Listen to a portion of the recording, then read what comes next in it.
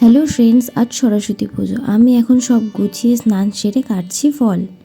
তারপর আমরা সবাই রেডি হয়ে বসে পড়েছি অঞ্জলি দিতে। অঞ্জলি দেওয়ার পর শুরু হলো মাম্পুর হাতে খড়ি পর্ব। বলো দীর্ঘই লিখবে, বলবে দীর্ঘই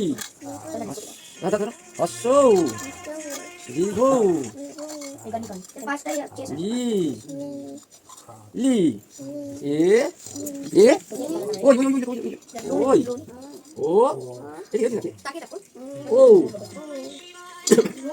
একে চন্দ্র দুয়ে পক্ষ তিনে নেত্র চারি বেদ পাঁচে পাঁচে পঞ্চমান ছয়ে ঋতু সাতে সমুদ্র আটে অষ্টবাসু নয়ে নবগ্রহ দশে দিক। প্রথমে হাতে খড়ি দেওয়া হলো সরাতে, আর এখন হাতে খড়ি দেওয়া হবে আমার ডিজাইন করা স্লেটের মধ্যে। C D E F G H I J K. বাহ, একটা মিস হয়নি। শুনুন, আচ্ছা, 1 1 1 1 1 2 3 4 5 6 7 8 9 10। বাহ, একটা মিস করলো না তো, একটা ভাঙলো না। না না বাবা, তুমি জানো বাবা, ঠিক আছে বলো মঙ্গলং।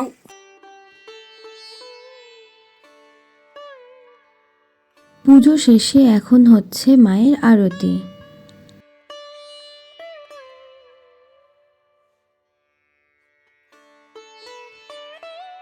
পুজো শেষ হয়ে যাওয়ার পর মাম্পু ভক্তি ভরে প্রণাম করে নিল। তারপর আমরা প্রসাদ আর লুচি খেয়ে চলে যাচ্ছি 1 নম্বর বাড়িতে। মাম্পু ওর পিপির বাড়ির ঠাকুর দেখে বনুর হাত ধরে যাচ্ছে দিদুনের বাড়ির দিকে। তারপর আমরা দুপুরে লাঞ্চ সারলাম মটর ভাত আর রায়তা দিয়ে। সন্ধেবেলা শুরু হয়ে গেল আমাদের গোটা সিদ্ধ রান্না, আর মাম্পু এদিকে দোলনায় দোল খাচ্ছিল। বাড়ি ফিরেই মাম্পু শুরু করে দিয়েছে আমার চুলের সাথে যুদ্ধ।